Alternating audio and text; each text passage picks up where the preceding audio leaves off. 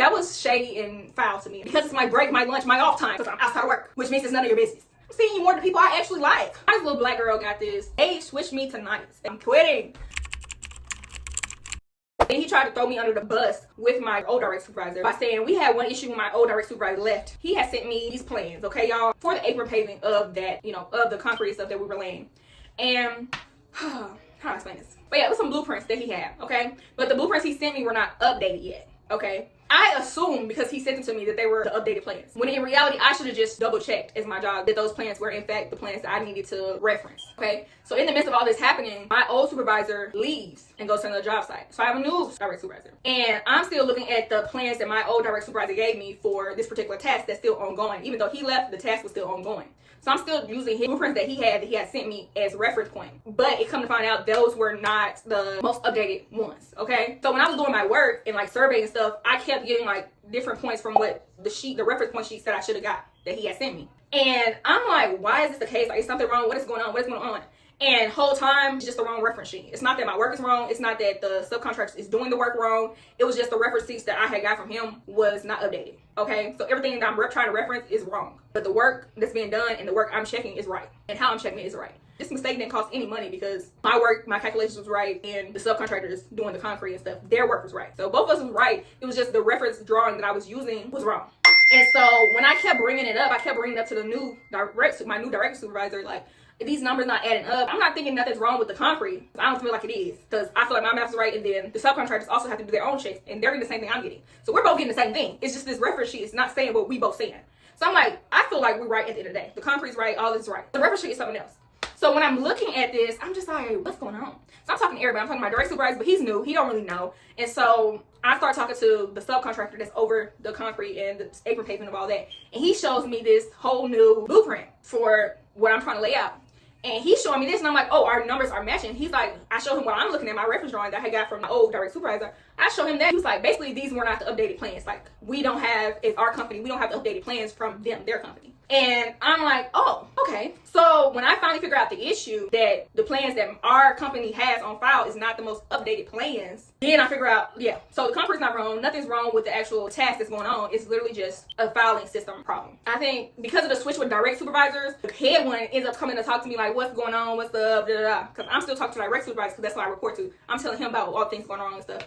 And he was basically like, I'm glad y'all figured out what was wrong. He was like, so where did you even get that document from that you were using at first? And I was like, oh, the old supervisor sent it to me. I wasn't saying it as if I was blaming him. He asked me a simple question, and I said I got it from so-and-so, which was my old supervisor. He had emailed it to me before he left.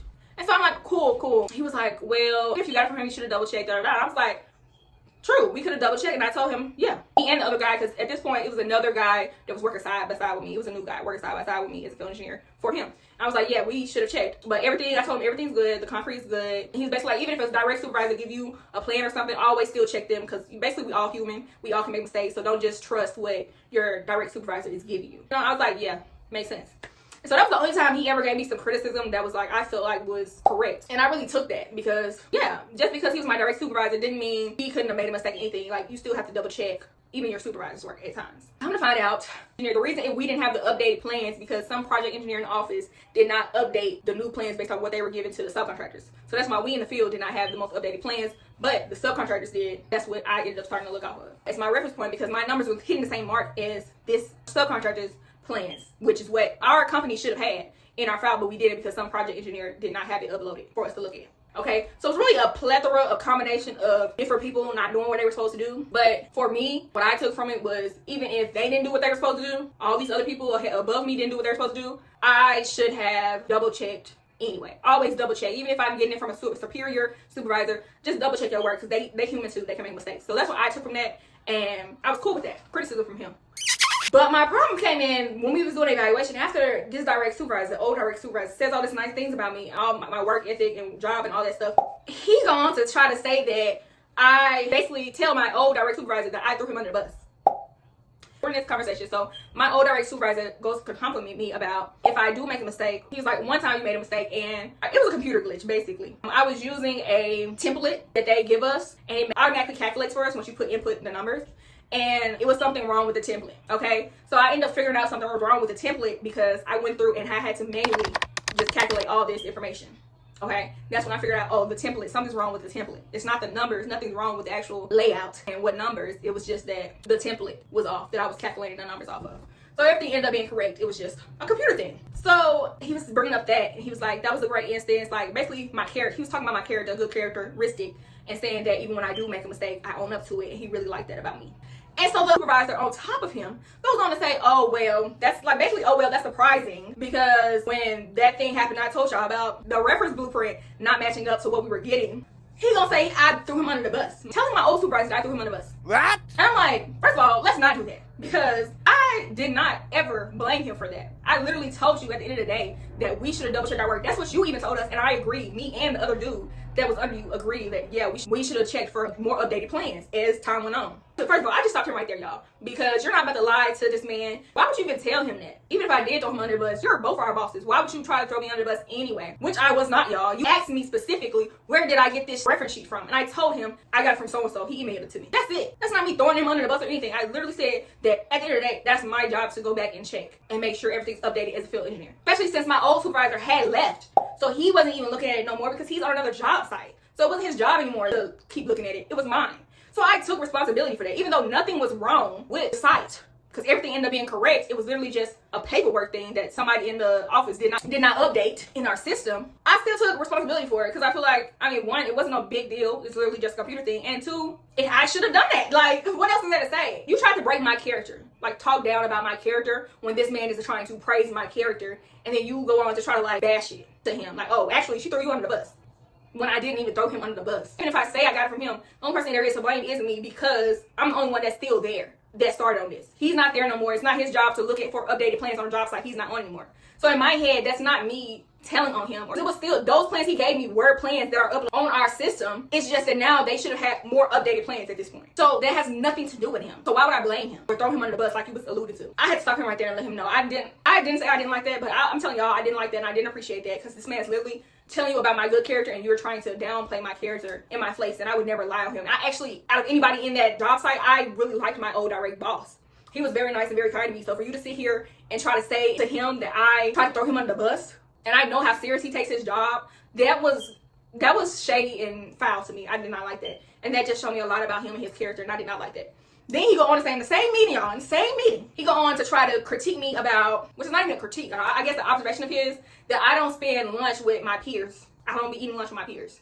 He was basically trying to deduct like points in my evaluation because I don't spend lunch with my peers. My lunch, my break, my off time, why I don't spend it with my peers. Because it's my break, my lunch, my off time. I don't spend time with my peers because that's my off time. Out of 12 hours in this freaking day, I'm set to be here. I can have my 30 minutes to an hour of alone time. I can have that. It's nowhere in my offer letter does it say I have to eat lunch with my peers. Whenever my peers ask me to eat lunch with them, I will. I never turn down eating lunch with them. Unless I already brought lunch or whatever. So for you to sit here and say that I don't eat lunch with my peers, okay, that's not even something that should be on my evaluation. Okay, that's my free time. My off time has nothing to do with you. As long as I'm doing what I'm supposed to do, I'm not doing nothing crazy. Me not spending my lunchtime with my peers, with my coworkers, should not be on my evaluation, my work evaluation.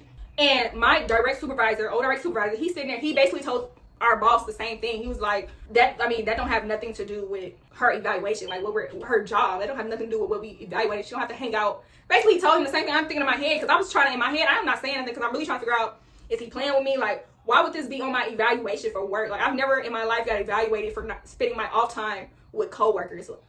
This is a job. And so I'm trying to think about it. Before I even could think about what I could say, the direct supervisor already told him, like, it don't really matter, like, spending time with them. And when he said that, like, I end up saying I do spend my lunch with them sometimes. We eat lunch. I had actually just went to lunch with a couple of them, like, the week prior. So my thing is, you don't even be with me enough to even make that statement. You don't be watching me enough to make that statement, okay? And on top of that, you shouldn't even have said the statement because it has nothing to do with my work evaluation, y'all. You're supposed to be talking about my work. If anything, you would talk about I even get the character thing when you brought up about my character. Maybe that could go into, but people also talk about your work, character, and ethics and all that stuff. Okay, I get you even bringing that up. But to bring up me not eating lunch, my free time with coworkers, or even he went even further to say that I don't spend time outside of work with my coworkers. But how do you know that? Why you run around asking people, do I spend time with them outside of work? How do you know who I spend time with outside of work? Because I'm outside of work, which means it's none of your business. Okay, to me in my head, y'all, where the hell would I want to spend more time outside of work with y'all? I'm here 12 hours, half of a day, Monday through Friday with y'all. I'm here on some weekends with y'all. I'm here on nights with y'all. I'm seeing y'all more than I'm seeing my own family and friends. Why in the hell would I want to spend more time with y'all? That's not mean to nobody. That's not saying nothing about nobody, but just to be real, I'm spending more time with you than I am my family. I'm spending more time with these people, these coworkers, my peers, my direct supervisors. I'm seeing them more than I'm seeing my own freaking family and friends. And you're asking me now to spend more time outside of work on my free time with you all. As if that's something you should be asking anyway. So I'm glad my old direct supervisor stepped in and like basically said like that's nothing to do with, you know, she don't have to hang out with them, she don't want to. Even though I did tell him that I have ate lunch with my peers. I went out to eat with them a couple times at this point. When I first got him on, we was eating all the time with each other. We would go as groups with each other. But I showed up with mine all the time. Dang. It was getting overwhelming. Like I said, I'm spending 12 hours a day with y'all. Weekends, nights. I'm seeing you more than people I actually like. Why would I want to spend more time? That's not on my offer letter. That has nothing to do with my job description. So I'm glad he handled that for me because I just couldn't say nothing else, y'all. All I said was I do eat lunch with them when they asked me. We actually just went out. Last week I had lunch with them at so-and-so place. And I left it at that. He already handled it. He basically said what I was thinking. Oh yeah, I forgot this. So in that same evaluation, at the very end, we walk out together. So he starts to see, I'm letting this sit too long, y'all. My car. Okay, I guess this is the first time he's seeing my car, or what, y'all? I guess he noticed in my car that I'm getting in. Oh, no, he noticed it before he was coming in, I guess. The way he said it, he would have had to notice it when I got out of the car when we got to the restaurant. At the end of this, he was like, oh, you have he made a remark about my car, basically. As in, like, fishing for how I could afford that car getting out of school. It was a 2022 Audi A3. He made a statement like, oh, that's a better car than I had when I got out or something like that. And, like, said something else about it, like, you know how somebody's fishing for information, bro? It was just like he was fishing for information on how I could afford basically that nice car. And I just got out of school. And I kind of felt like it was like the way he said it was like how this little black girl got this type car and in this area, like, it was like he was fishing for, how am I here with this setup, with this car? How am I set up, basically? He was fishing for answers. And so before I can even say anything again, my whole direct supervisor, he's like, well, you know, she doesn't have any kids. She doesn't have because he said it, he was saying it in relation to him. He's like, oh, I didn't have that car when I got out of school. And my old direct supervisor, he was like, well, you know, so-and-so, you also had 4 kids and you had a fiance.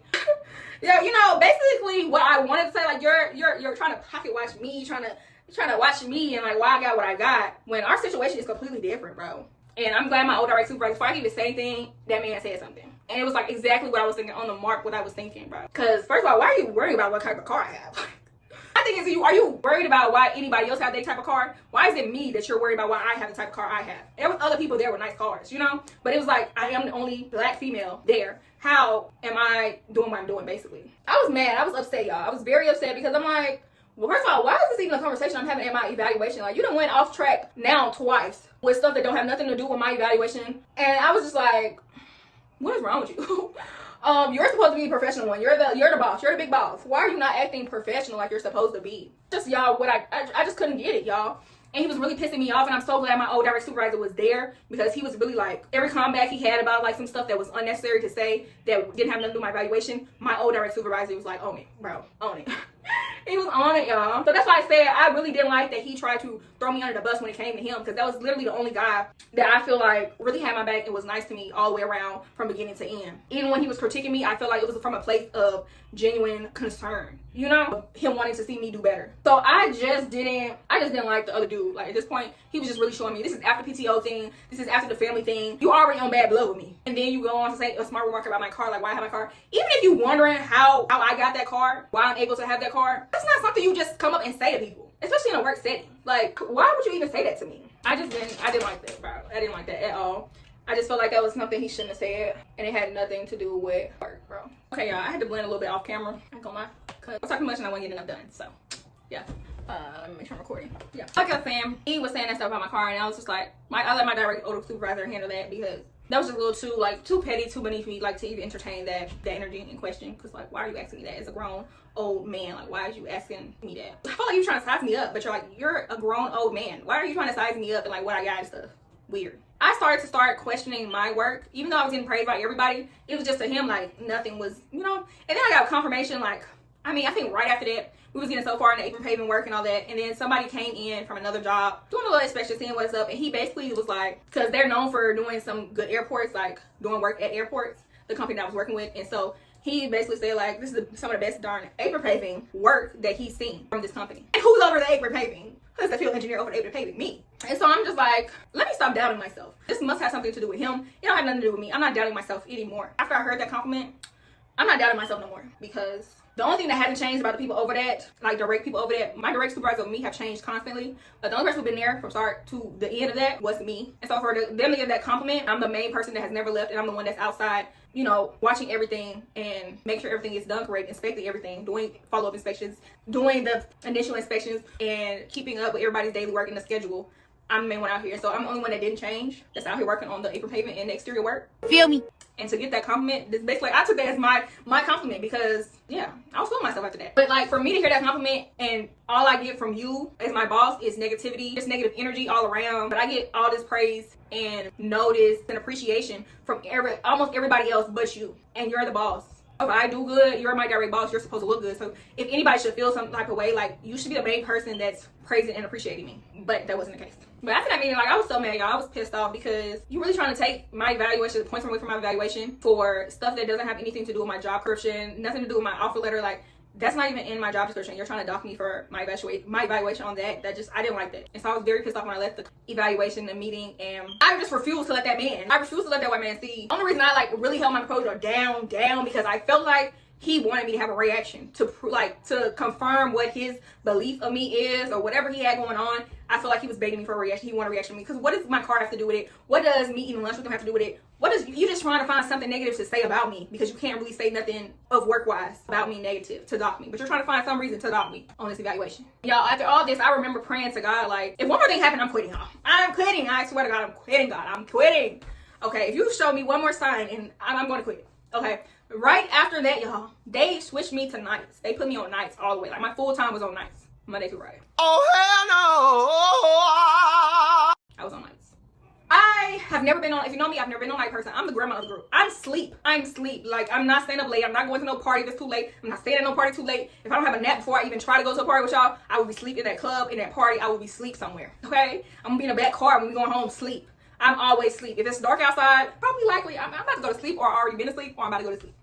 I do not be up. When we was younger and my cousin stuff, oh, we gonna stay up all night. Baby, I'm the first one to sleep. Okay? I don't do that. Like, I'm not no night person. I've never been ever in my life a night person. Morning person, cool. But I ain't never in my life been no night person. I don't care if I slept all day. I'm still gonna be ready to go to sleep if it's dark outside. So when they switched me on to that, I was like, oh no, this is not gonna work. It's not gonna work. It's not gonna work. That was kind of my cue, because like I just said, God, when one thing happened, that I'm just time for me to go. And so once that happened, I was like, okay, might be time for me to go. Let me see though. Let me just see how this works out. I don't want to just quit just because they switched me tonight. Like, I don't get my way, I'm gonna quit. So I'm like, okay, I work night shift, and it wasn't helping me. It wasn't helping me at all. Career-wise, it wasn't helping me. I wasn't learning more. I was like half sleep the whole night, the whole time I was there. I don't even remember most of the stuff that was happening. Like, I remember the work that was being done, but I don't remember how I can remember days, like events happening on my day shift. I cannot remember that stuff at night, because I was literally a walking freaking zombie around here.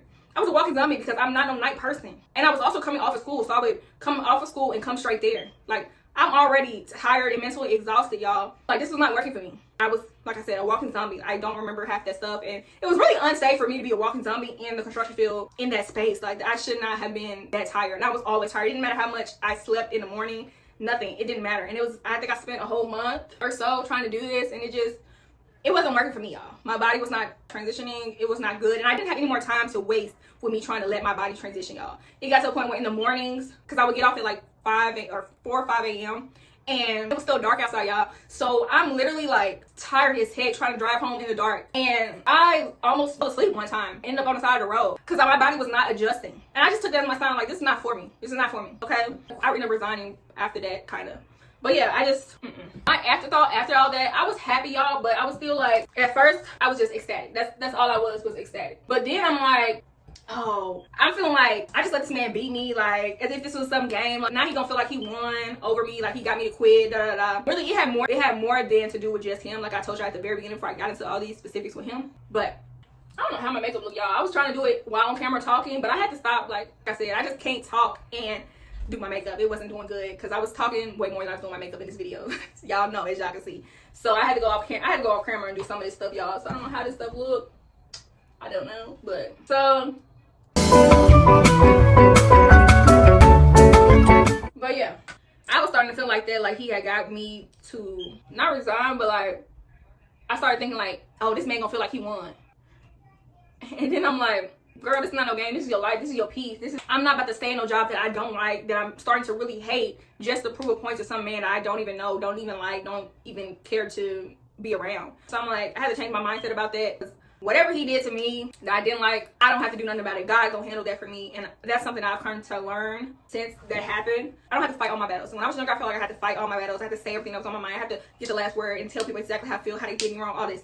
And I've come to learn that I don't have to have the last word. Okay, I don't have to fight my own battles. God got me, and he gonna handle that. Okay, I can leave, I can have my peace. Yeah, I had to change my mindset about that, y'all, because I'm not about to stay in a work environment and lose my peace. No work is worth that. No job is worth that. And no job is worth that, y'all, because I was stressed out. I was gaining weight left and right. Like, I was bigger. I was probably the biggest I've ever been while I was at that company than I've literally ever been in my life. I was moody, I was stressed out, and I wasn't able to see my family. One of the things I love to do, and it really gives me peace of mind, is my family. I'm a big family person. I love my family. I love being around my family. I'm not one of those people that get tired of my family. Like, I love being around my family. So they give me a comfort that I need, mental state that I need. They're the ones that, like, I feel at peace when I'm with them. Like, I start to get that. They fuel me, basically. Okay, and when I was at the job, I wasn't having no time to spend with them, because whenever I was off work, I was either doing work for school, or I was trying to catch up on sleep, y'all, or doing something around the house that I need to do because I won't have time to do it when the week starts. You know, so, but yeah, so I'm really not getting no free time to spend time with my friends, my family. Like, those are people that fuel me for happiness. Like, and I wasn't being able to do any of that. I wasn't being able to do the stuff I like to do, my skincare, like, just have self-care days, just relax. I wasn't able to do what I like to do and be around the people I love. And to me, that no job was worth that, y'all. It's not worth it. It's not worth it. And like I said, you might not be in a predicament to quit like I did or resign just automatically. But like I said, use what you learn, use that money you make it from that job you hate, turn it into something else. Turn it into something else where you don't even need that job no more. Use the times you get, the lunchtime you get, make something of that, try to put in place something that is going to take the place eventually of that job you hate. Y'all, it ain't never that serious. And I also don't feel bad about leaving, because y'all, with this company, when I first got there, like I said, it was a lot of red flags. A lot of people was leaving left and right. I was getting advice from everybody who was leaving, like, it's like, I don't know about this. And then on top of that, a few months, like after that, like maybe 1 or 2 months, so many people was leaving that they started to have meetings, like interview us about leaving. Like, oh, do you feel like you're going, one-on-one meetings with the head people about, like, do you feel okay with your job? Are you happy? What can we change to make you stay? Because it was just so many people leaving. I wanted to tell they butts, because you overwork us and you don't appreciate nothing. All you want is take. You're not getting anything. You just take. You're not giving nothing. Because one of the things I think all of us was talking about was more PTO. We work a lot. We work a lot. That's a lot of time y'all are expecting from us to be here. We should have more PTO days than we had. I know people who work less hours than us that was getting more PTO than us. It was ridiculous. And we're working 12 hours, sometimes longer than that, 16 hours. When we was having an opening for part of the job that was being revealed, I think that people ended up working like 16 to 18 hours a day when the opening was happening. So you're doing all this working us, and when you work us past those times or something, I just feel like start being able to give us prizes to show you appreciate us. Give us benefits to show you appreciate what we're doing, the hard work and all that time we're putting into that, because we have other things in our life that we could be doing that we should be pouring into, but we're putting all this time into this company, okay?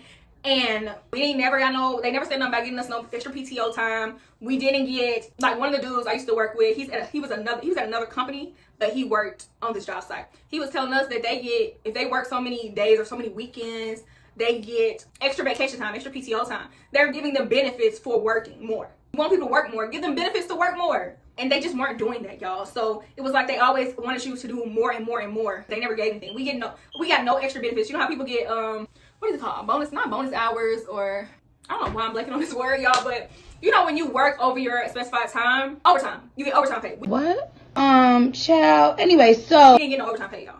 We could work for 16 hours, we get no overtime pay. We don't get no extra PTO. And I was cool with not getting that pay for, working over. But I just feel like you should give us something. Give us some type of benefit. PTO days, or they did one thing one time, 1 month on mental health month. They gave us, we could leave early one day, on Friday or something like that, y'all.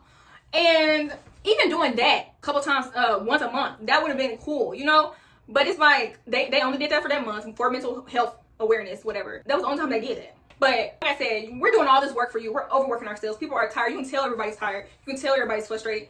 People are overworked. First of all, people don't even work that good 100% when they're overworked and tired. That's when mistakes happen. That's when things start to fall apart, because people are being overworked. And I just didn't understand how they didn't see that to want to implement different things and different benefits for us. We got no benefits for working extra.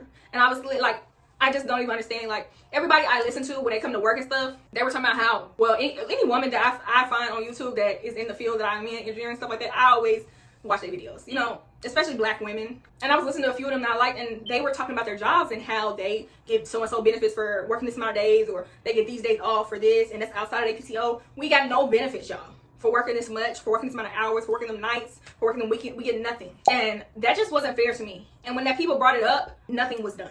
And then you wonder why all these people are leaving. But if you are anybody that has been in the engineering field and are going into construction, as a woman, as a black woman, I say you got to get real comfortable with being around a lot of men.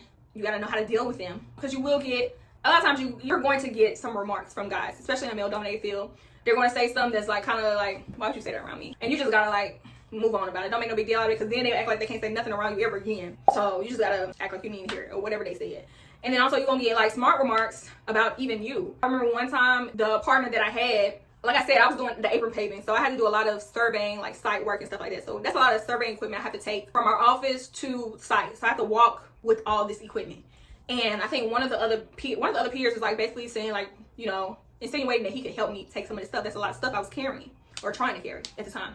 And he was like, they said equality in the workforce. I was like, okay, bet. I packed all that stuff on my freaking back, and I swear to God, y'all, I took everything, every single thing I could grab, and walked up out of there, head held high and all that, because you are not about to play me, basically. You're not about to play me. I can do this myself. I don't need your help. I didn't even ask for your help. Somebody else suggested you to help me. I didn't even ask for it. So my thing is, you didn't even have to say that, you know, and you said it. It was low enough for everybody not to hear, but you said it so I could hear, because I was near you. I was dang near right next to you. So, like I said, just get used to sometimes them having those remarks. And y'all, please don't say nothing. Don't feed into that negativity. I know you want to defend yourself. Unless it's something that's really bad, like out of pocket that they say, just ignore it and be the big person. Because if you go down a rabbit hole trying to talk or defend yourself, you're just going to make it worse for you and kind of like prove their point of how they feel about you already.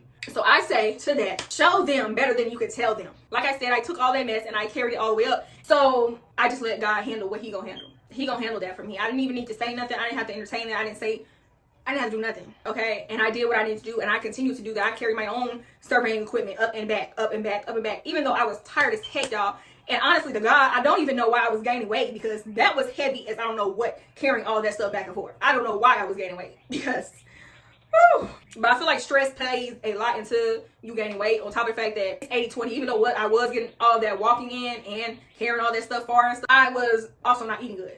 Like I said, it was 80-20, so most of it comes from what you eat. And even though I was getting all that little walks in and stuff, I still wasn't eating right, because I'm trying to eat quick meals, because I don't feel like cooking when I get home. I'm too tired to cook. I'm too tired to wash my butt. I'm just freaking tired, okay? Trying to do 12 hours of working for them, come home to do my classes for 3 hours, and then after that do either work for them or do work for my classes. So I was ordering out all the time. I was ordering pizza, anything quick that I could get, pick up or get delivered. That's what I was doing. And that's why I was gaining weight, on top of the fact that I was stressed the mess out. But like I said, all around, my whole point in all this of why I left, know your worth, y'all. They didn't value me there. Like I said, they didn't even care that I left. Even after I got all that praise about the work that I did from my peers, from outsiders, from subcontractors that's worked with them before, I was still getting praise from them about how I did, how I worked, how I handled myself, how I worked, how I communicated with them. The admin still didn't care enough to even ask me why I was leaving, what they could do to make me stay. And what really confirmed it even more is that I remembered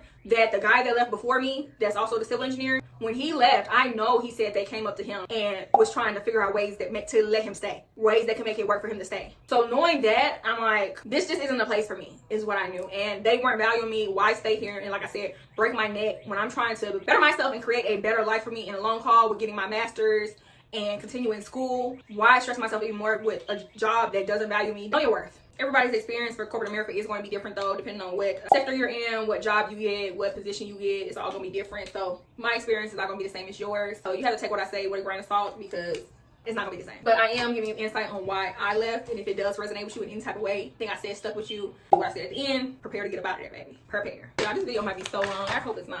Okay, y'all, so this is the final look I just wanted to show y'all, because I didn't get to show y'all. And this concludes this video. I hope that story time helped you in some type of way, whether it was helpful or just entertaining. I don't know which, but hopefully it was one of the two. And I thank you for watching, and let me know how I did my makeup, and stay tuned. Bye.